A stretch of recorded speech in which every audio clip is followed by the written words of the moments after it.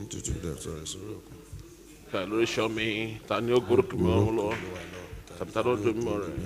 Ẹni tó ní ọwọ́ mímọ́ àti àti àyà fún funfun ẹni tí ó tí kò kò sáré gbé tó ọkàn rẹ̀ ìfẹ́ sókè kan. sí asán. tí ó sì búra ẹ̀tàn, òun ní orí ìbùkún gbà ní Ọlọ́run àti òdodo rẹ̀. Àwa nìran tí ṣàfẹ́rí ojú rẹ̀ Ọlọ́run Jákọ́bù. Ẹ gbé orí yín sókè ẹ̀yin náà, àbí ká gbé yín sókè ẹ̀yin ilẹ̀kùn ayérayé, kí ọba ògo tó pọ̀ ní ipá àti agbára kí ó sọ̀kalẹ̀ wá. Kó yà àyíká àti àyídà yìí sí mímọ́. Àtẹrígbàánu lè kó yà sí mímọ́. Tọkàntara wa tó yà sí mímọ́. Pẹpẹ wa kó yà sí mímọ́. Gbogbo èso wa kó yà sí mímọ́. Ta ni ọba ògo yìí? Olúwa tó le tó ní agbára ní ogun. Òun náà ni ọba ògo láé àti láéláé. Àmín. Àdúrà ìyàsímọ́ ní àpapọ̀. Ní orúkọ Jésù, ní agbára ẹ̀jẹ̀ Jésù, ọba ìkú ọba ìsá ìdìbàjẹ́, Olúwa wa yà wá sí mímọ́. Àyíká àti àyídà bá wa yà sí mímọ́. Olúwa ẹ sọ wá di mímọ́. Olúwa ẹ sọ wá di pípé. Olúwa ẹ sọ wá di yíyẹ. Olúwa ẹ kà wá yẹ níwájú yín Ọlọ́run. Tọkàntara wa yà sí mímọ́. Gbogbo àwọn tó ń bọ̀ yà wọ́n símọ́ Olúwa. Ká lè máa yìn, ká máa gbé yín ga. Jésù Olúwa wa. Àmín, àmín, àmín lórúkọ Jésù. Ọba máa láṣẹ ọ̀run. Mímọ́. Wọ́n ti fi àṣẹ sọ̀rọ̀. Kábíyèsí. Adé lónìí, àwa ìwá lónìí, Olúwa sọ̀kalẹ̀ wá. Àmín Jésù. Yà wá sí mímọ́ lónìí. Àmín. Orí kọ̀ọ̀kan tó wà nínú pàgọ́ yìí lórúkọ Jésù. Lórúkọ Olúwa Jésù. tù wá lára. Àmín Jésù. Láti orí wa dé ìkọ́lẹ̀ ẹ̀sìn wa ló gbà ṣe. Àmín. Àmín Jésù. Omi ara wa tún ṣe. Àmín Jésù. Ẹ̀yìn ara wa tún ṣe. Àmín Jésù. Àwọn yíyan ọgbẹ̀ ọ̀gá. Àmín Jésù. Báṣẹ̀sì náà lọ lórúkọ Jésù bàbá wa fi wọ́n kún wa. Àmín Jésù. Ní ìpàdé ohun gbogbo jẹ́ aláyọ̀kùnrin lọ́dọ̀ rẹ̀. Àmín Jésù. Lórí tí a tọrọ tá a bẹ̀bẹ̀. Àmín. Ọlọ́run àti Jésù Kristu bá gbára tó dáńdé wa. Àmín. Àmín. Àmín lórúkọ Jésù. Ẹ jẹ́ kí a bẹ̀rẹ̀ sí wọn nígbà tá a ó máa kọrin nínú ìwé orin wa CNS 368. CNS 368. Ẹ gbé orí yín sókè. Ẹ̀yin ẹnu ọ̀nà. Kó wá ògo kó wọlé. Àmín.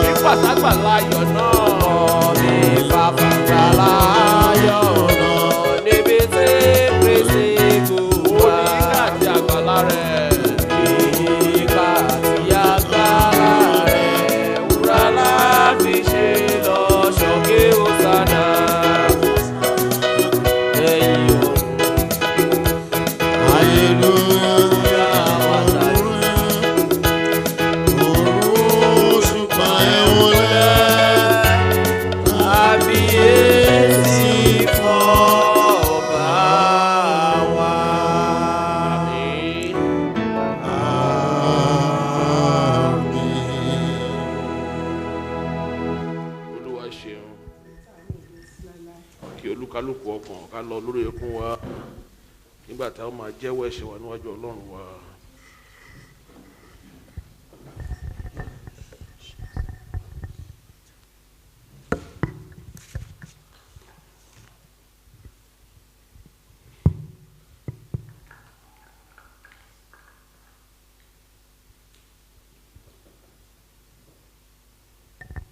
Kí Olúwa kí ó gbọ́ Àmín. kí ó sì dárí gbogbo àṣírí wa jì Àmín Jésù. nítorí tí a tọrọ Àmín. tí a bẹ̀bẹ̀ Àmín. ní orúkọ láti Jésù Kristi Olúwa agbára tó dáǹdè wa. Àmín. Àmín. Àmín lórúkọ Jésù. Sáàmù àjùmọ̀ká fún ìdáríjì ẹ̀ṣẹ̀ Psalm 51.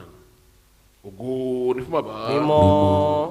Ògo ni fún ọmọ. Mímọ́. Ògo ni fún Olúwa Ọlọ́run ìmọ̀. Bí ó tó alátìkọ́ṣe, òun bẹ nísìn, bẹ́ẹ̀ ni ó sì máa rí ní ìgbà gbogbo, ayé àìnípẹ̀kun. Àmín. Ẹ máa fi tọ̀wọ̀tọ̀wọ̀ wí tẹ̀lé báyìí pé Ọlọ́run ṣàánú fún wa. Ọlọ́run ṣàánú fún wa. Gẹ́gẹ́ bí ìṣe òfẹ́ rẹ. Gẹ́gẹ́ bí ìṣe òfẹ́ rẹ. Gẹ́gẹ́ bí ìrònú ọ̀pánù rẹ. Gẹ́gẹ́ bí ìrònú ọ̀pánù Ní rẹ. olùkọjá wa nù kúrò. Olùkọjá wa nù Wà kúrò. ní àwẹ̀ mọ́. Wà ní àwẹ̀ Kúrò mọ́. nínú àṣedédé wa. Nínú àṣedédé Kí wa. o sì wẹ̀ wá nù. Kí o sì wẹ̀ wá nù. Kúrò nínú ẹ̀ṣẹ̀ wa. Kúrò nínú ẹ̀ṣẹ̀ wa. Nítorí tí a jẹ́rìí ìkọjọ́ wa. Nítorí tí a jẹ́rìí ìkọjá wa. Ní ìgbà gbogbo. Ní ìgbà gbogbo. Ní ẹ̀ṣẹ̀ wa ń bẹ níwájú Ẹ̀ṣẹ̀ wa. wa ń bẹ níwájú wa. Ìwọ nìkan ṣoṣo láṣẹ Ìwọ sí. nìkan láṣẹ sí. Tí a ṣe búburú níwájú rẹ. Ṣe níwájú rẹ. Kí a lè dá ọ láre. dá ọ láre. Nígbà tí wọ́n bá ń sọ̀rọ̀. Nígbà tí wọ́n bá ń Kí sọ̀rọ̀. ara rẹ kó lè mọ́. Ara rẹ kó lè Nígbà tí mọ́. wọ́n bá ń ṣe ìdájọ́. Nígbà tí wọ́n bá ń ṣe ìdájọ́. Kíyèsí nínú àṣírí la gbé bí wa. Nínú àṣírí la gbé bí wa. Àti nínú ẹ̀ṣẹ̀. Àti nínú ẹ̀ṣẹ̀. Ìyá wa sì lóyún wa. Ìyá wa sì lóyún wa. Kíyèsí. Ìwọ mú àmọ́ ọgbọ́n Wọ́n fún un ní àìkọ̀kọ̀. kọ̀ọ̀kan. Fi ẹ̀jẹ̀ Jésù wẹ̀ wá. Ẹ̀jẹ̀ Jésù wẹ̀ wá. Àwa ó sì mọ́. Àwa ó sì mọ́. Wẹ̀ wá Olúwa. Wẹ̀ wá Olúwa. Mú wa fún jẹ̀gbọ̀n òwúrọ̀. Wọ́n mọ́ jògbé Mú wa gbóhùn ayọ̀. Mú wa gbóhùn ayọ̀. Àti inú dídùn. Àti inú dídùn. Kí àwọn egungun Àwọn egungun tí ìwọ ti rún. tí ìwọ ti rún. Kí ó lè máa yọ̀. Kí ó lè máa yọ̀. Pa ojú rẹ mọ́. Pa ojú rẹ mọ́. Kúrò nínú àṣedédé wa. Kúrò lára ẹ̀ṣẹ̀ wa. Kí o sì wẹ̀ wá nù kúrò. sì nù wá Kúrò nù nínú ẹ̀ṣẹ̀ wa. nínú ẹ̀ṣẹ̀ wa. Dá àyà tuntun sínú Dá wa. àyà tuntun sínú wa. Ọlọ́run. Kí o sì tún Kí o sì tún ọkàn tó ń ṣe sínú wa. ọkàn tó ń ṣe sínú Má wa. ṣe ṣáwa kúrò níwájú Má ṣe rẹ. níwájú Má ṣe rẹ. gbẹ̀gbẹ̀ mọ́ ẹ lọ́wọ́ Má wa. ṣe gbẹ̀gbẹ̀ mọ́ ẹ lọ́wọ́ Má wa. yọ padà Má tọ̀ yọ wá. padà tọ̀ Kó o sì wá. fẹ̀mí òmìnira gbé wa Òmìnira dúró. gbé wa dúró. Ní ìgbà náà. Ní ìgbà náà. Àwa yóò máa kọ́ Àwa yóò máa àwọn kọ́ olùkọ́jà yànnà rẹ. olùkọjá Àwọn yànnà rẹ. ẹlẹ́ṣẹ̀. Àwọn Yóò sì ẹlẹ́ṣẹ̀. máa yí padà sí Yóò ọ. máa yí padà sí ọ. Ọlọ́run. Gbàlọ́ bí ẹ̀jẹ̀. Gbàlọ́ bí ẹ̀jẹ̀. Ìwọ Ọlọ́run gbàlà wa. Ọlọ́run gbàlà wa. Ahọ́n wa. Ahọ́n wa. Yóò sì máa kọ́nu Yóò máa lórí kọ́nu lórí kíkan. kíkan. Olúwa. Olúwa. Wọ̀ṣí wa ní èsì. Wọ̀ṣí wa ní èsì. Ẹ̀nà yóò sì máa fi hàn. Ẹnu yóò sì máa Torí fi wọn hàn. kò fẹ́ bọ́. Torí wọn kò fẹ́ Sáwà bọ́. àbárú. Sáwà àbárú. Inú rẹ kò sì dùn. Inú rẹ kò dùn. Ṣẹ̀rọ̀bọ̀ sísun. Ṣẹ̀rọ̀bọ̀ sísun. Ẹbọ Ọlọ́run. Ẹbọ Ọlọ́run. Ìròbìnújẹ́ ọkàn. Ìròbìnújẹ́ ọkàn. Ìròbìnújẹ́. Ìròbìnújẹ́. Àti ìrora àyà. Àti ìrora àyà. Ṣeré nínú rẹ̀ sí wa. Ṣeré nínú rẹ̀ sí Wọ́n wa. mo dìgbàrà yí wa ká. Mo dìgbàlà yí wa Ní ká. ìgbà náà. Ní ìgbà náà. Inú rẹ̀ yóò dùn. Inú rẹ̀ yóò Sí dùn. ẹbọ òdodo. Sí ẹbọ òdodo. Pẹ̀lú ẹbọ sísun. Pẹ̀lú ẹbọ sísun. Àtúntò ẹbọ sísun. Àtúntò ẹbọ sísun. Ní ìgbà náà. Ní ìgbà náà. Àwa yóò fi jó. Àwa ó fi jó. Orin ayọ̀. Orin ayọ̀. Àti aleluya. Àti hallelujah. Ní ìpẹ́ mímọ́ rẹ̀ ká Ìpẹ̀pẹ̀ mímọ́ rẹ̀ ká Olúwa. Olúwa. Àmín. Àmín. Ògo ni fún bàbá. Mímọ́. Ògo ni fún ọmọ. Mímọ́. Ògo ni fún Ọlọ́run ìmọ́. Bí ó tó alátìkọ́ṣe, òun bẹ nísìn, bẹ́ẹ̀ ni ó sì máa rí ní ìgbà gbogbo, ayé àìnípẹ̀kun. Àmín.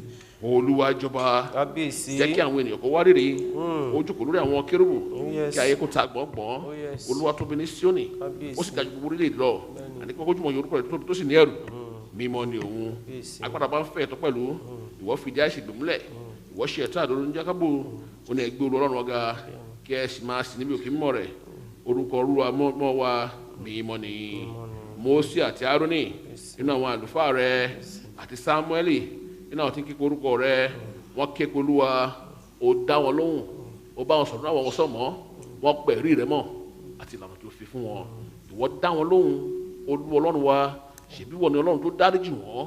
Bí ó tilẹ̀ ṣe pé wọ́n bẹ̀ sọ iṣẹ́ wọn. Ó ní ẹgbẹ́ Olúwa Ọlọ́run wa ga. Kí ẹ sì máa fi oríbalẹ̀ bí àpótí ìtìsẹ̀ rẹ̀. Torí Olúwa Ọlọ́run wa mímọ́ ni. Àmín. Ògo ni fún bàbá. Mímọ́. Ògo ni fún ọmọ. Mímọ́. Ògo ni fún Olúwa Ọlọ́run ìmọ́. Bí ó tó alátìkọ́ṣe, òun bẹ nísìn, bẹ́ẹ̀ ni ó sì máa rí ní ìgbà gbogbo, ayé àìnípẹ̀kun. Àmín. Ti Olúwa Ọlọ́run ọjà Jèhófà nílẹ̀ àti ẹkún rẹ̀. Kábíyèsí. Ayé àti àwọn tó tẹ̀lé sínú rẹ̀. Oh yes. Nítorí tó fìdí rẹ̀ sọ̀rọ̀ lórí òkun. Bẹ́ẹ̀ni. Ó sì gbé kalẹ̀ lórí iṣan omi. Ta ni yóò gorókè mọ́ Olúwa lọ́wọ́? Tàbí ta ni yóò dó mímọ́ rẹ̀? Lẹ́yìn tó ní ọmọ àti àyà funfun. Ẹni tí yóò gbọ́kànlẹ̀ sókè sí asán tí yóò sì bẹ̀rẹ̀ tán. Òun ló rí gbà lọ́wọ́ Ọlọ́run àti olóró lọ́rùn gbà rẹ̀. wọ́n dá wà nínú tí ń ṣe àfẹ́rí rẹ tí ṣàfẹ́rí ojú ọlọ́run Jákọ́bù ó ní ẹ gbé orí yín sókè ẹ̀yin ẹnu ọ̀nà àní kí àjùmọ̀ gbé sókè ẹ̀yin ilẹ̀kùn ayérayé àní kí ọba ògo ọba tó pọ̀ nípa àti agbára Jésù Kristi ọmọ Ọlọ́run ọba olùgbèjà ọba àránṣe kó wá sọ̀kalẹ̀ wákàtí ọ̀hún kó wá ya orí kọ̀ọ̀kan sí mọ́ ibi tá a wà kó wá bá yà sí mọ́ orígun mẹ́rẹ̀ẹ̀rin nílé kó wá bá yà sí mọ́ àyíká àti àgbẹ̀ kó wá yà sí mọ́ tàbára àwọn ẹ̀mí kẹ́mi àwọn ẹ̀mí ọ̀rọ̀ pẹ̀lú ilẹ̀ àwọn ẹ̀mí tí ó ń ṣe ti Ọlọ́run kó wá tẹ̀rí wọn bá kí Jésù kó wá jọba nínú ayé wa kó jọba lórí iṣẹ́ wa kó jọba lórí ìpàdé wa lónìí kó wá jọba kó wá mẹ́sí wa kó wá gba ọkọ̀ náà wá kó jẹ́ agúnlẹ̀ ayọ̀ ní ìpàdé òkú ká ní orí ọ̀fẹ́ mọ́ ká dúpẹ́ lọ́wọ́ Ọlọ́run ọ̀wá níta dọ́gbọ́ ògo yìí Olúwa Ọlọ́run àwọn ọmọ ogun ògo náà lọ́ba ògo láé àti láéláé. àmín àmín àmín lórúkọ Jésù. ògo ni fún bàbá àti fún ọmọ àti fún ẹ̀mí mímọ́ bí ó tún alákọ̀ọ́ṣe ń bẹ nísìn bẹ́ẹ̀ ni ó máa rí nígbà gbogbo ayé àìnípẹ̀kun. alápàwé ẹ̀dá ọba yẹ́ráyé kábíyèsí bàbá wa àti Ọlọ́run wa kábíyèsí ọba tó ti mọ̀ ká tó wí ọba dáadáa ọba tó ti mọ̀ ká tó sọ ayérayé ẹ̀rí ńlá òde ọ̀run kábíyèsí o. ìwọ làwa péjọ lónìí Bẹ́ẹ̀ni, Olúwa sọ̀kalẹ̀ wá àmín Jésù ẹ̀rí ọ̀run sọ̀kalẹ̀ wá àmín àfilé sílẹ̀ àfi ọ̀nà sílẹ̀ Jésù àwáwọ̀ ẹlẹ́dàá wa wá bẹ́ẹ̀ni ní járe orúkọ Jésù Olúwa jàre o àmín Jésù tún wá ṣe nú ara àmín Jésù tún wá ṣe nú ẹ̀mí àmín adúpẹ́ atún ọpẹ́ dá ṣe o adúpẹ́ ògbólógbò ẹ ọdún ní tó kọjá ẹ ṣé o adúpẹ́ pé ìwọ Ọlọ́run ò fi wá sílẹ̀ Olúwa, ẹ ṣé o. adúpẹ́ pé ìwọ Ọlọ́run jẹ́ ká tún rí ọdún tuntun láyọ̀ àti Olúwa, ẹ àlàáfíà ṣé o. àwa àtìlé wa Orúkọ ò jẹ́ kó fi ẹlòmíràn ṣe wá Olúwa, ẹ ṣé. ọ̀pọ̀ lójú lónìí ṣé o. tó ti kọjá lọ sí ayérayé Oh, yes. ọ̀pọ̀ nínú tẹ̀ lórí ọ̀fẹ́ Bẹ́ẹ̀ni. láti rí ọdún tuntun Ó ṣé ò o. ṣe tiwa bẹ́ẹ̀ ṣé àwa o. péjọ lónìí àwa ń dúpẹ́ lọ́wọ́ rẹ ṣé o. a fi ọpẹ́ fún ọ ṣé o. a fi ìyìn fún ọ ṣé o. a fi ògo fún ọ ṣé torí o. pé ìwọ lọ́ba tí ọpẹ́ tọ́ sí ṣé o. ìwọ lọ́ba tí ìyìn tọ́ sí ṣé o. Olúwa gba ọpẹ́ Àmín wa Jésù. Olúwa gba ìyìn Àmín wa Jésù. adúpẹ́ lórí àwọn ọmọ wa adúpẹ́ lórí àwọn obìnrin wa adúpẹ́ lórí àwọn bàbá wa adúpẹ́ níbi tá a lára yìí tá a lẹ́ka ní tá a ta gbògbòdè torí pé ìwọ Ọlọ́run ò jẹ́ àgbàwí ọ̀fọ̀ Jésù. ó jẹ́ àfitọ̀fọ̀ Mà ránṣẹ́ ṣe.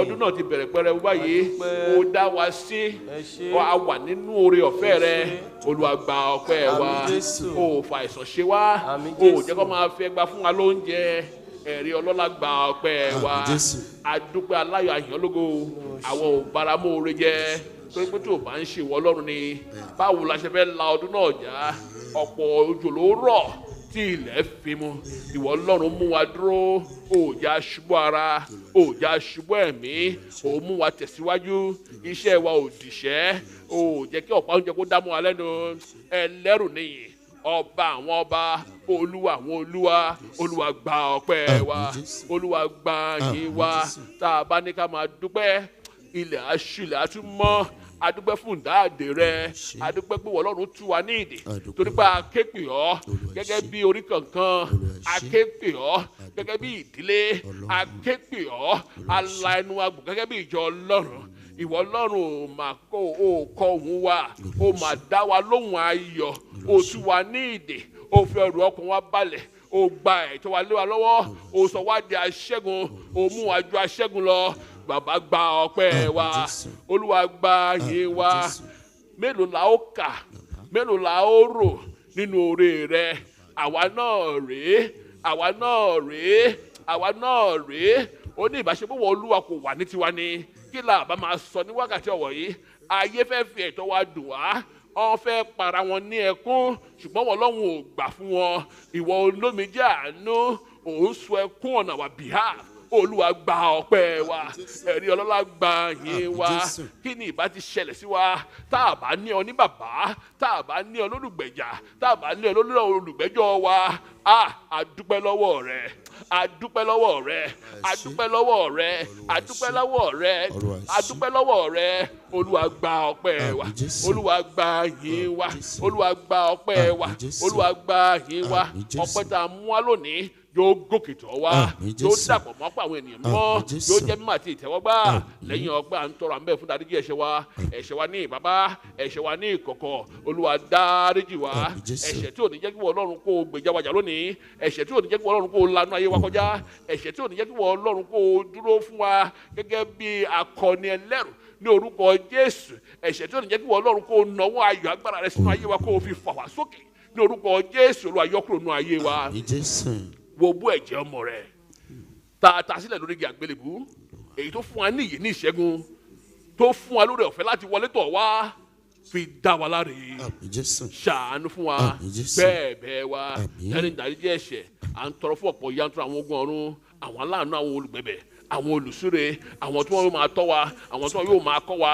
àwọn tí wọn yóò máa fún wa mẹ́nà àwọn tó ní jẹ́ kí oore wa kó dorí ẹlòmíì ní orúkọ Jésù àrùn sọ̀kalẹ̀ fún wa àwọn ogun ọ̀run tí wọn yóò máa fi ààbò sórí wa tí wọn ní jẹ́ àárín ibi tí ń pọ̀nà àwọn ogun ọ̀run tí wọn máa gbẹjọ́ wa rò àwọn tí wọn máa gbèjà wájà àwọn tí wọn ní jẹ́ kí olùfisùn kó lágbára lórí wa ní orúkọ Jésù Olúwa ràn sọ̀kalẹ̀ fún wa tó bá ràn sọ̀kalẹ̀ tán ìwà wa ìṣe wa má jò mú ọ bínú má jà kọsẹ̀ lára wọn ṣàánú fún wa kó o gbẹ̀mí wa àbáṣẹ́sì náà lọ Olúwa gba àkóso gba àkóso ìmísí Ọlọ́run alààyè tí ò lẹ́gbẹ́ Olúwa fi fún wa ràn wá lọ́wọ́ Ọlọ́run ní ìpàdé ohun gbogbo jà láyọ̀ pípé lọ́dọ̀ rẹ torí tí a tọrọ tí a bẹ̀bẹ̀ lórúkọ láti Jésù Kristu agbára tó dáǹdè wa àmín àmín àmín lórúkọ Jésù àdúrà Olúwa bàbá tí bẹ ní ọ̀run yà á bọ̀ fún ọmọ rẹ kí ìjọba rẹ dé ìfẹ́ rẹ̀ ká ṣe ní ayé bí ó ṣe ṣe ní ọ̀run ẹ fún wa ní oúnjẹ wa lónìí ẹ dárí ẹ̀ṣẹ̀ wa jì wá àti dárí ẹ̀jẹ̀ àwọn tó ń ṣẹ̀ wá ẹ má fà wá sínú ìdánwò ju ẹ̀ṣẹ̀ lọ́wọ́ sí lè sí nítorí ìjọba ní ti agbára ní ti ògo láéláé. ọba maláṣẹ ọ̀run ọba tí ń fi àṣẹ sọ̀rọ̀ gba ọpẹ́ wa gba ìyìn wa ọpẹ́ tí a mú alóúnjẹ ogókìtọ wa ó jẹ́ máa ti tẹ́wọ́ gbà yá dìde pẹ̀lú ìdáláre torí tí a tọrọ tí a bẹ̀bẹ̀ lórúkọ láti Jésù Kristu agbára tó dáǹdè wa àmín àmín àmín lórúkọ Jésù ẹ hallelujah hosanna iye ògo ẹ jẹ́ kí a jókòó it is well ẹ káàbọ̀ sórí ètò. Bàbá ọ̀rẹ́ inú wa dùn láti rí Happy New Year, sir. God bless you, sir. It is well. Olúwa dá wa láre. Àti fi ó ti kàn lẹ́sìn báyìí mọ́ mi wá. It is well, ma. Ìmísí Ọlọ́run alààyè. It is well, ma. Àwọn àṣìlẹ̀ lẹ́kọ̀ọ́. Okay, ẹni dẹ̀. Kẹ́ bá sọ̀rọ̀ sí dáadáa kí kámẹ́rà gbé. Yes, sir. Philippians chapter 4, Yes. verses 10 to 20. But I rejoiced in the Lord greatly, Amen. that now, at the last, your care of me hath flourished again, Yes. wherein ye were also careful, but ye lacked opportunity. Not that I speak in respect of want, for I have learned, in whatsoever state I am, therewith to be content. I know both how to be abased, and I know how to abound. Amen.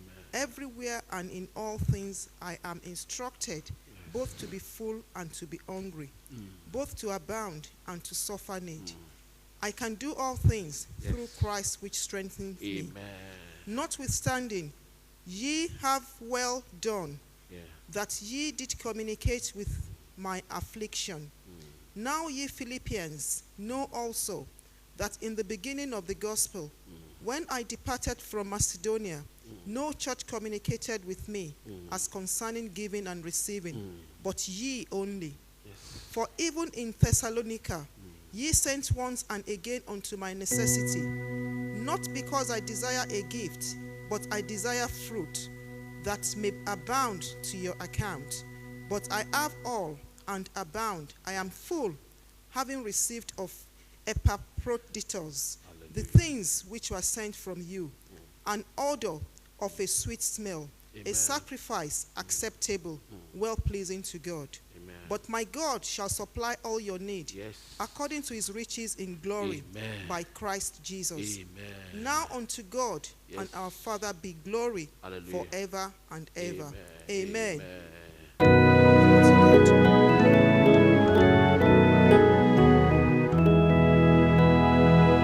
Glory be to Father, to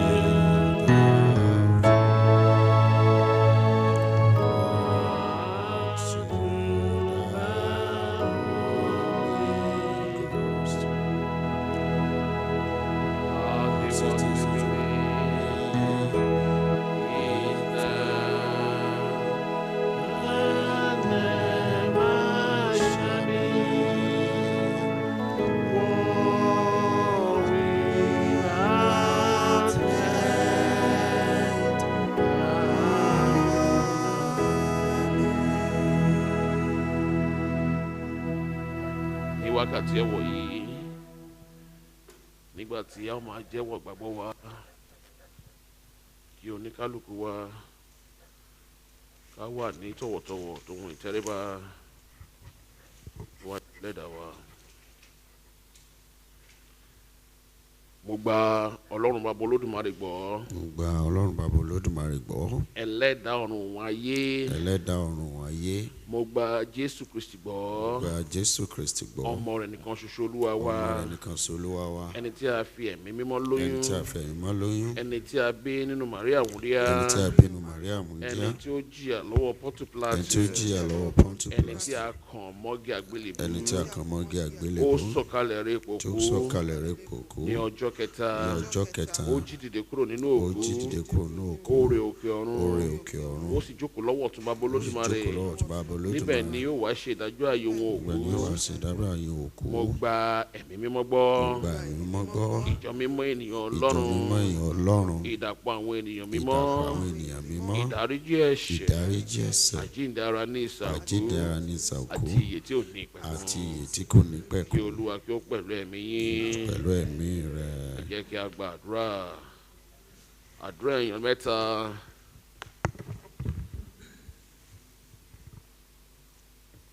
Àdúrà ọpẹ́. Àdúrà fún àánú àti ojúrere Ọlọ́run. Àdúrà kẹta, àdúrà fún agbára ẹ̀mí mọ́ látòrí ìtẹ́ Ọlọ́run wá. Àdúrà ọpẹ́ ọ̀kan náà ọmọ mi wá. Ọba dúpẹ́ lọ́wọ́ Ọlọ́run fún gbogbo tí Ọlọ́run ti ṣe fún wa ní ṣókí. Ní gbogbo ọ̀nà ẹ ṣé, ní gbogbo ọ̀nà ẹ ṣé o bàbá, mo ní gbogbo ọ̀nà a dúpẹ́, ní gbogbo ọ̀nà ẹ máa ṣé o bàbá. Olúwa adúpẹ́ agbẹ́yìn ga, ẹ ṣé. ayìn lógo, adúpẹ́ kẹyìn, adúpẹ́ àbòyìn. Bàbá mélòó ni ká sọnù orí ńlá tẹ́ ń ṣẹnu ayé ẹnìkọ̀ọ̀kan wa. A mú ọpẹ́ wa, a mú yìn wá, ń wákàtí tó Olúwa ẹgbọ́pẹ́ kẹ wá gba yín wá. Àmín Jésù. Adúpẹ́ ìkẹ́, adúpẹ́ ààbò, Olúwa ẹ ṣé. adúpẹ́ gbogbo ọ̀nà tẹ́ fi ń jẹ́ èmi ni fún wa. Bàbá mélòó ni ká sọnù orí ńlá yín sẹ́. Bàbá oní bí kíkẹ́ orí wa bá jẹ́ àwọn kò tó láti fi yìn, bẹ́ẹ̀ ni kò tó láti fi gbórúkọ yín láti orí ńlá ṣẹnu ayé ẹnìkọ̀ọ̀kan wa. Mẹ́ta lọ́kan ẹgbọ́pẹ́ kẹ wá gba yín wá. Adúpẹ́ lórí àwọn èso ayọ̀ wa, adúpẹ́ lórí ará, adúpẹ́ lórí aládùúgbò, adúpẹ́ bí tata gbòǹgbòdé. Olúwa gbọ́pẹ́ kó wá gba yín wá. Bàbá wa bẹ̀ ní wákàtí ẹnu ọpẹ́ wa má jẹ́ kó kan. A bẹ̀rẹ̀ ọdún yìí pẹ̀lú ayọ̀, la jẹ́ ká parí ẹ̀ pẹ̀lú ayọ̀ àtàláfíà. Ìbànújẹ́ ó kéré pọ̀ jùlọ má jẹ́ kó yálé ẹnìkọ̀ọ̀kan wa. Mo bẹ̀ wákàtí àtọ̀wọ̀ yín Jésù ọmọ Ọlọ́run ti Násárẹ́tì lórí gbogbo ẹbí àti ará. Bàbá onírò ayọ̀ làwọn máa gbọ́ láògọ́ àwọn olódodo, jẹ́ kí ìró ayọ̀ kó máa ti lé ẹnìkọ̀ọ̀kan wa jáde. Bàbá mo bẹ̀ ẹ́ ni o, ohun ẹkún, ohun òṣè, ohun bàtàbà ǹjẹ́ má jẹ́ kó yálé ẹnìkọ̀ọ̀kan wa sẹ́. Bàbá jẹ́ ká lẹ́nu láti máa fi gbórúkọ yín ga. àwa ó máa yìn gbogbo ọjọ́ ayé wa adúpẹ́ o agbé yín ga a bẹ̀rẹ̀ ọdún yìí pẹ̀lú ayọ̀ àtàláfíà bàbá jẹ́ ká parí ẹ̀ pẹ̀lú ayọ̀ àtàláfíà a ó máa yìn a ó máa gbé yín ga láti Jésù Kristi olùdáǹdè wa àmín àmín àmín lórúkọ Jésù. Àwọn dádúrà ní Olúwa wọn bá wa gbàdúrà fún ìbùkún ààbò Olúwa àti ojúre rẹ̀ ní oríṣiríṣi ọ̀nà ní ṣókí. Ní orúkọ Kristi. Àmín Jésù. Ní agbára tí ń bẹ nínú ẹ̀jẹ̀ Jésù. Àmín Jésù. A gbé yín ga bàbá yín ní ògo. Tẹ̀tú káwa yẹ ní ọjọ́ ìní. Ṣé.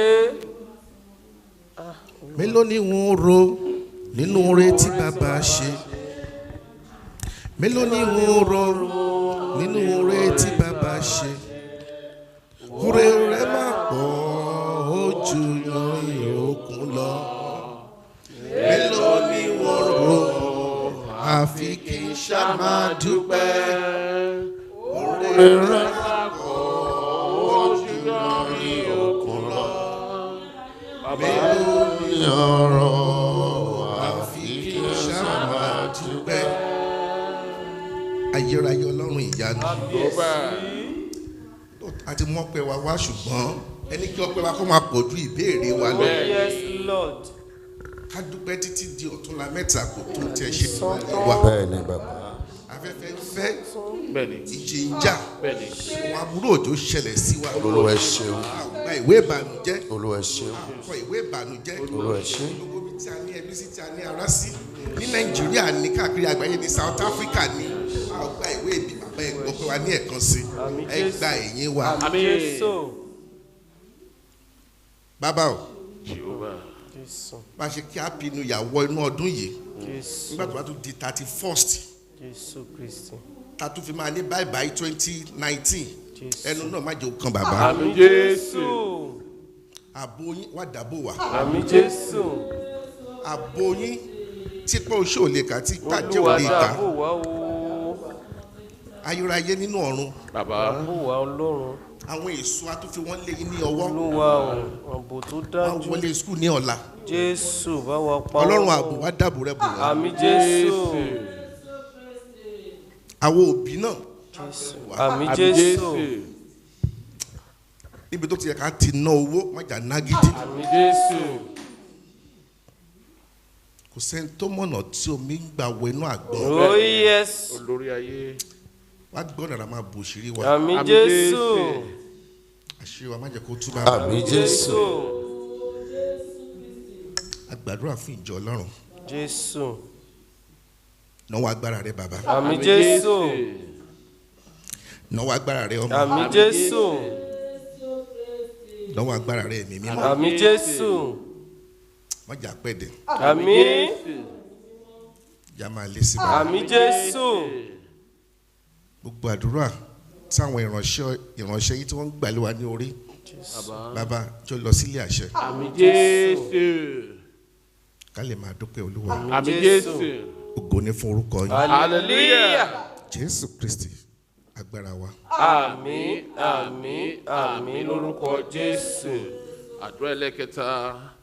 Àwọn ọmọ wọn yóò bá gbàdúrà fún agbára ìmímọ́ láti òde ọ̀run wá.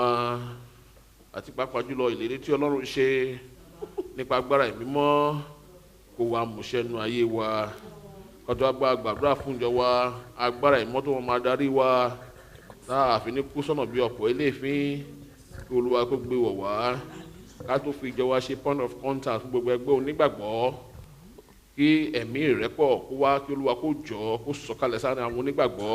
Àmín Jésù. Èmi kò fẹ́ tiẹ̀ wọ kò fẹ́ tèmi tó ń jẹ́ kí àwọn ará ayé máa bẹnu àtẹ́lù wá pé sáwọn onígbàgbọ́ náà ní Olúwa kó jọ kó wá fi àmì ìdánimọ̀ sí rere kó wá ṣàánú wa kó wá ṣe láàánú kó fi agbára ẹ̀mí mọ́ ẹ̀ kó fi gbé wa ró ká má ṣubú ara ká má ṣubú ẹ̀mí àdúrà agbára ẹ̀mí mọ́. Ní orúkọ Jésù. Àmín. Ní agbára ẹ̀jẹ̀ Jésù. Àmín. Mẹ́ta lọ́kan ọba ìyanu. Kábíyèsí. Kábíyèsí ọba ìyanu. Kábíyèsí. Àwọn ọmọ yẹn àmàtún wá wólẹ̀ síwájú yín lẹ́nu. Ẹ sọ wípé níbi tí ẹni méjì mẹ́ta bá ti pé pọ̀ ẹ ní ìwọ Ọlọ́run wà ní àyíká Yes. wa. Oh, yes. A ní ìgbàgbọ́ pé wà ní àyíká wa ní ènìyàn wa. Ọlọ́run mo dúpẹ́ adúpẹ́ aláyọ̀ Thank you, àyìnlógo.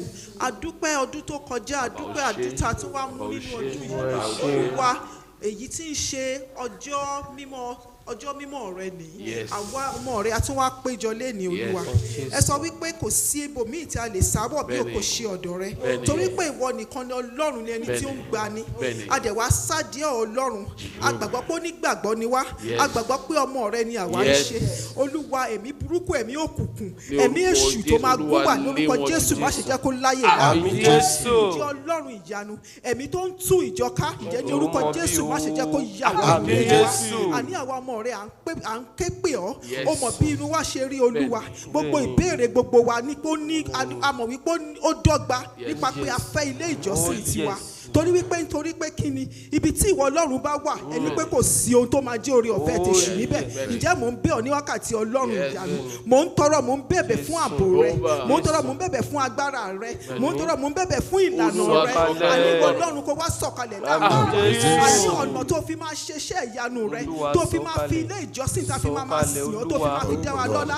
Olúwa wá jẹ́ kó rí bẹ́ẹ̀ Àmín nínú. Jésù. Torí pé kò sí ohun tó ṣòro ṣe fún Oh, ìwọ. yes. Kò sí ohun tó ṣòro ṣe fún ẹ. Bẹ́ẹ̀ Ẹni pé Olúwa. kí àwa kó béèrè, ẹni pé kí àwa kó kanlẹ̀kùn, Oh, ẹni yes. pé kí àwa kó wá ọ, ẹni pé àwa máa rí yín, Oh, ẹni yes. pé kí a kanlẹ̀kùn eléyìí máa ṣílẹ̀kùn Oh, fún ẹ. yes. Ẹni pé torí pé àwa ọmọ yín ni àwa ń ṣe. Oh, Mo ń yes. sọ, mo dẹ̀ ń bẹ̀bẹ̀, mo dẹ̀ mọ̀ pé bí inú mi ṣe rí bẹ́ẹ̀ náà ni gbogbo ọkàn gbogbo wa rí ní wákàtí. Yes. Oh, yes. Olúwa Ọlọ́run àánú, nínú àánú rẹ wá fi ilé ìlànà wá Àmín fi ilé ìlànà wá Jésù. fi dá wa lọ́lá.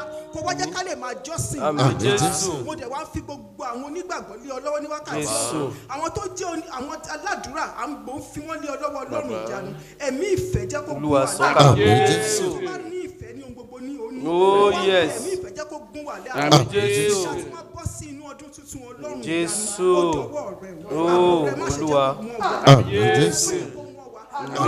Lórí àwa tìkára wa, Jésù. lórí àwọn ọmọ wa, Jésù. Olúwa Ọlọ́run ìyanu, Jésù. má jẹ́ ká káwọ́ Àmín Àmín Jésù. Àmín o. Kò sóhun tó ṣòro ṣe fún ìwọ Jésù, Ọlọ́run. oh, Ẹ sọ yes. pé ká kẹ́pẹ́ yìí ẹ dẹ̀ máa dá wa Oh, lóhùn. yes. Mo dẹ̀ ti nínú àánú yín ẹ dẹ̀ ti ẹ jẹ́wọ́ Títóbi bí agbára yín. yín ṣe Oh, tó. Àmín Ẹ Jésù. ti fi tọ́ wa lẹ́nu. Ẹ Ẹ ti ṣé. fi tọ́ èmi fúnra mi tí mò ń sọ̀rọ̀, ẹ ti fi tọ́ mi lẹ́nu. Yes. Ǹjẹ́ nínú ọdún yìí Olúwa, má jẹ́ ká ráre. Àmín Jésù. Kó ráre. Má Àmín. jẹ́ ká sunkún Àmín. Olúwa. Má jẹ́ ká jọsẹ̀ mọ́ Àmín Olúwa. Jésù. Olúwa Ọlọ́run ìyanu, gbogbo bó ṣe ń dùn wá, ẹ rí ẹ̀dùn ọkàn wa. Ẹ rí ẹ̀dùn ọkàn wa Olúwa. Bẹ́ẹ̀ni. Ìfẹ́ tí ó fi so ìjọ ìró, Jésù. jẹ́ kó túbọ̀ máa bá wa. Àmín Jésù. Ẹ̀mí ìfẹ́ rẹ, omi ìfẹ́ rẹ jẹ́ kó túbọ̀ máa wà. Àmín Jésù. Ìyanu rẹ jẹ́ kó lè máa jẹ. Àmín Jésù. Jẹ́ kí gbogbo bá ṣe wá ń jọ́sìn ibikíbi tá à ń lọ nínú ilé ni, nínú Lórúkọ different Jésù. hall tá à ń lọ. Lórúkọ Àwọ̀ ẹ̀yin Jésù. Ọlọ́run, Bàbá, ìmísí lórúkọ ẹ̀yin Jésù. Ọlọ́run, agbára Olúwa ẹ̀yin Ọlọ́run, sọ̀kalẹ̀. ẹ jẹ́ kó máa bí Sọ̀kalẹ̀. wa. Àmín Ẹ Jésù. jẹ́ kádùúrà kó máa gbà. Àmín Ẹ jẹ́ Jésù. kó máa wá fi ògo ẹ̀yin Ọlọ́run kó máa rí lára wa. Jésù. Ó má pọ̀ tẹ́ mo fẹ́ gbòòrò. Àmín. Ó pọ̀ tí ẹnì kọ̀ọ̀kan wá fẹ́ gbé Bẹ́ẹ̀ ni o. ẹ̀ṣẹ̀ àti àdéhùn ara wa ni òjò. Bẹ́ẹ̀ ni Ẹ o. wá ṣe fún wa ju ìbéèrè. Àmín Ẹ Jésù. fún wa láṣẹ ọ̀run. Àmín. Jésù Kristi Olúwa wa. Àmín, àmín, àmín lórúkọ Jésù. Ọba mi aláṣẹ ẹ̀rùn. Mímọ́. Ọba wa ti ń fi àṣẹ sí. Kábíyèsí. Mo ṣe gbọ́ ẹ̀bẹ̀ kó gbàdúrà. Àmín Jésù. Gbogbo wa láti gbàdúrà sí Ọlọ́run. Jésù. Ẹnìkejì ti gbàdúrà. Bẹ́ẹ̀ni. Ẹnìkejì gbàdúrà. Bẹ́ẹ̀ni. Ẹnìkẹta gbàdúrà. Bẹ́ẹ̀ni. Àtàwọn tá à ń ṣàmì àdúrà lórúkọ Jésù fún rere wáwárí Ọlọ́run. Àmín Jésù. Má ṣe fi wá sílẹ̀. Àmín. Má ṣe kọ̀ wá sílẹ̀. Àmín. Fi àṣẹ dé àdúrà wa ládé. Àmín. Àwọn láyọ̀ àwọn yìnyín ọ́. Àmín. Jésù Olúwa wa. Àmín, àmín, àmín lórúkọ Jésù. Ẹ ṣe hallelujah. Hallelujah. Hosanna. Hosanna. Iye. Láti Ògo fọlọ́dúnmáre. Ẹ̀jẹ̀ àdìdẹ kájókòó. Announcement wọn ní pọ̀. Tá a bá wò wí ọwọ́ wa yẹn. Àti jẹ́ kí gbogbo ẹ̀ wà lẹ́yìn ẹ̀. Tá a bá flip ẹ̀ over. Our vision. Ìkọ́ tá a dúró lé lórí. Refreshing the saints and bringing fresh souls to Christ. We are committed to the work of the cross. Adedúpẹ́ lọ́wọ́ Ọlọ́run. Ó ń bá wa gbé ẹrù náà. Kò já ṣubú lábẹ́ ẹrù náà. Gbogbo èèyàn ńlá fún Ọlọ́run. Àwọn iṣẹ́ ẹ̀sìn wa weekly program wa bá ṣe wà lónìí bíbá every Sunday 12 to 3:30. Àgọ́ náà ti fẹ́ lù báyìí. Àrò àwọn èèyàn wọ ẹja máa tètè dé. Tàbá tètè dé, a lè keep to time wa. Ìsìn Ṣílò wa every Wednesday. À ń bẹ̀rẹ̀ ní 11:45 to 1:45. So alórí ọ̀fẹ́ táwọn ọmọ school bá ti wọlé àṣẹ ìlàlọ́ mú wọn hà nílé. Àní delay láti lọ mọ́ wọn ní school.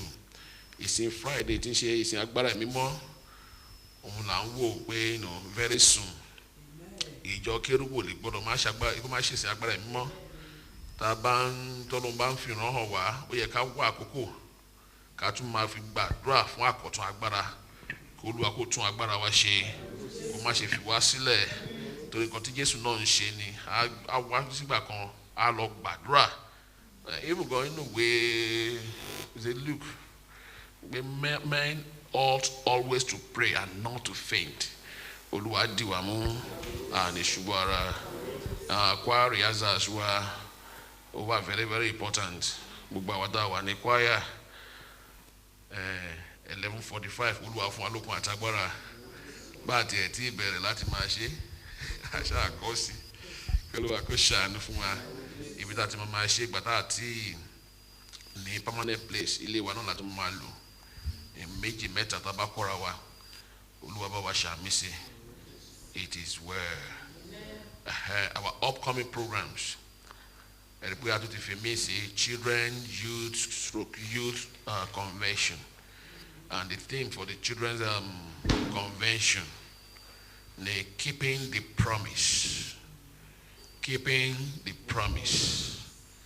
Keeping the promise. Promise will have keep.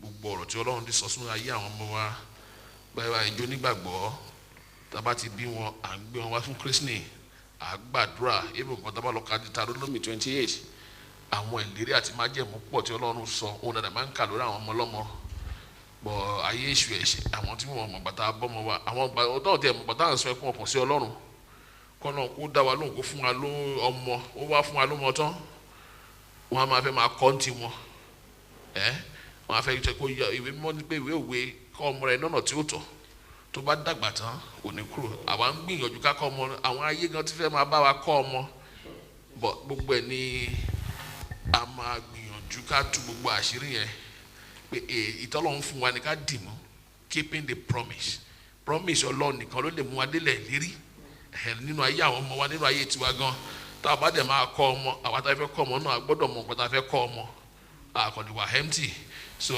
à ń wo speaker tó máa bá wa sọ̀rọ̀ ó yẹ ká fi ṣe bí ọjọ́ mẹ́ta ní 1 week bọ̀ torí pé orí ọ̀fẹ́ tá a ní for now ó pọ̀ gan so akọ́fẹ́ Sunday kan náà ṣe and tabalo wòwe Hebrew 10 verse 23 òun náà sọ nípa ọ̀rọ̀ Ọlọ́run pé Ọlọ́run yẹ lérí òkú yẹ má jẹ̀mú àwọn èèyàn náà la máa ń ṣe bá a ṣe ń ṣe bọ̀ tá a bá ń ṣe convention tá à ń rán wa létí tá à ń jẹ́ káwọn ọmọ yẹn náà mọ̀ pé Ọlọ́run nìkan ló lè help yẹn òun ló lè gbà yẹn a máa wà ní mind wọn ọ̀ ní gbàgbé so the church convention náà nínú ọdún yìí náà ni the kingdom love 2019 èyí tí àárí àkọọ́lẹ̀ ẹ̀ ní Psalm 24 verse lónìí pé ta ni yóò gorí òkè mímọ́ Ọlọ́run lọ gbogbo wa là ń kà á ó ní our God is holy àwọn tá a dẹ̀ ń sìn náà a gbọ́dọ̀ wà ní mímọ́ a gbọ́dọ̀ jẹ́ holy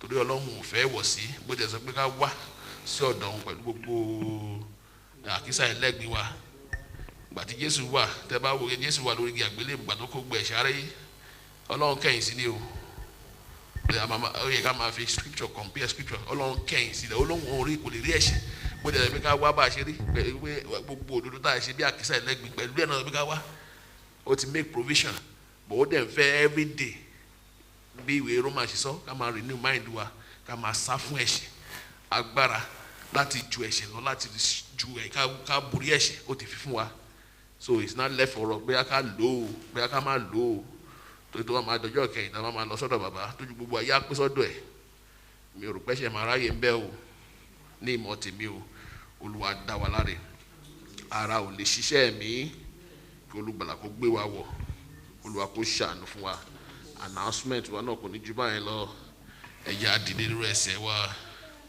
kí Ọlọ́run kó jọ ẹ̀yà sàn fún Ọlọ́run pé mo wá ẹ wá lónìí Olúwa jẹ́ n rí ọ mo wá ọ wá lónìí Olúwa jẹ́ n rí ọ mo fi gbogbo ọ̀nà sílẹ̀ but there are so many things tó yẹ kí n máa ṣe wákàtí ọ̀wọ̀ yìí mo wá sábẹ́ ìtìsẹ̀ rẹ Olúwa ṣíjú àánú wò mí wá mi rí inú ògo titun má ṣe fi mí sílẹ̀ má ṣe kọ̀ mí sílẹ̀ àwọn ti fún ìpè náà mo wá ní wákàtí ọ̀wọ̀ yìí mo gbọ́ ìpè rẹ òkìkí rẹ ni mo gbọ́ ìgbé kí n wá lay foundation fún ọdún tuntun nínú oore ọ̀fẹ́ rẹ nínú májẹ̀mú rẹ olúwa wá mi rí lónìí tí ebi bá ń pa ọ̀nà èmi àti ilé mi má jà rìn níbẹ̀ ní gbogbo àwọn tíjàmbá máa ṣe ní ọdún yìí olúwa fa orúkọ wa kúrò ńbẹ̀ tilétilé wa tọ̀nàtọ̀nà wa tijọ́tijọ́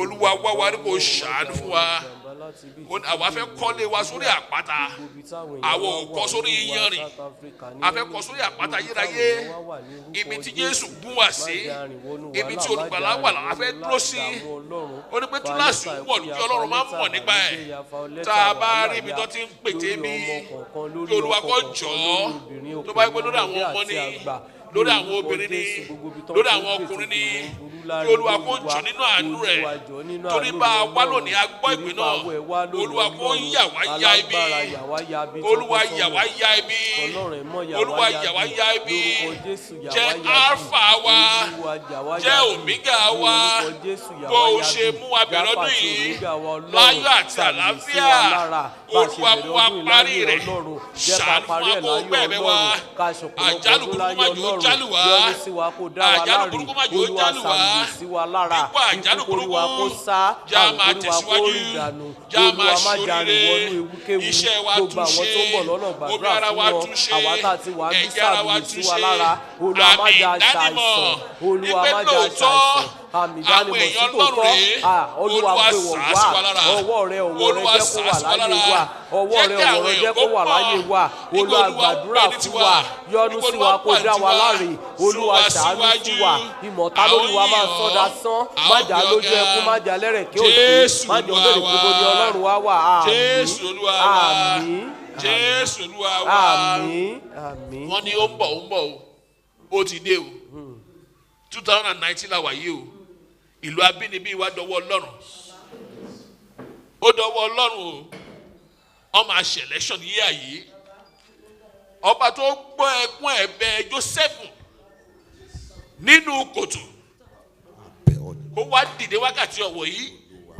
kó wá ṣàánú fún wa àmín Jésù àwọn ẹbí wa wà ń bẹ̀ o ara wa wà lù náà o ibi ò gbúdọ̀ ṣẹlẹ̀ sí wọn o lórúkọ Jésù ibi ò gbúdọ̀ kàn wọ́n o olúwa fìlú Nàìjíríà ní lọ́wọ́ àwọn èèyàn dábàrú ní agbára jẹ́ pé kàkà kíkún má jẹ ṣèṣe á fi ṣàwádànù gbogbo àwọn tó ti nímọ̀ burúkú nínú wọn pé ẹ̀jẹ̀ gbọ́dọ̀ sùn olúwa kó gbàgbára lọ́wọ́ wọn kó sọ wọ́n dá láì lágbára election náà kó lọ peacefully ẹni tí ọlọ́run fẹ́ ẹni tí ọlọ́run yàn òun ni kò gbé wọlé o ara kò tù wá nínú Nàìjíríà olúwa ti bá wa ṣe ìlérí ó ti bá wa ṣe ìlérí àkókò kúṣẹ́ dé àkókò ìkúṣẹ́ ìlérí ó dé o ẹ̀yin ogun ọ̀rọ̀ ẹ̀ máa ṣe sùn ẹ wá gbàṣẹ́ náà ṣe ẹ wá gbàṣẹ́ náà ṣe ẹ wá gbàṣẹ́ náà ṣe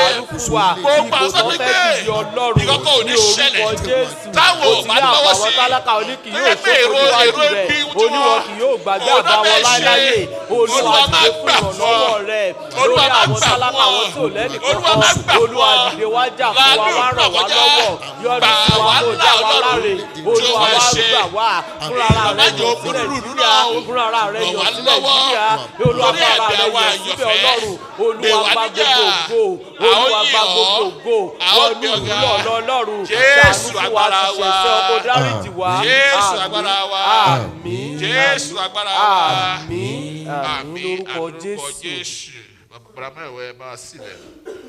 bàbá wa àti ọlọ́run kábíyèsí alápá ńlá tó so ayé ró kábíyèsí o a gbé orúkọ yín ga hallelujah a dúpẹ́ nítorí pé òní ni ọjọ́ ìsinmi àkọ́kọ́ Thank you, Jesus. nínú 2019 a dúpẹ́ nítorí pé ẹ kà wá yẹ kò ń ṣe nípa agbára wa no yes kò ń ṣe nípa iṣẹ́ ọwọ́ wa nítorí pé a rí àánú gbà ẹ kà wá jẹ lónìí olú ẹgbà ọpẹ́ wa àmín Jésù a dúpẹ́ nítorí pé ojú wa kò fọ́ olúwo ṣe a dúpẹ́ nítorí pé a ò yarọ ẹ ṣé a o dúpẹ́ nítorí pé àwọn ẹ̀yà ara wa ti sí wa bí ọ̀tá ọlọ́run ìyá olóyè gba ọpẹ́ wa. Jésù. àwa wá síwájú yín a bẹ̀bẹ̀ fún ìdáríjẹ̀ṣẹ̀ lórí.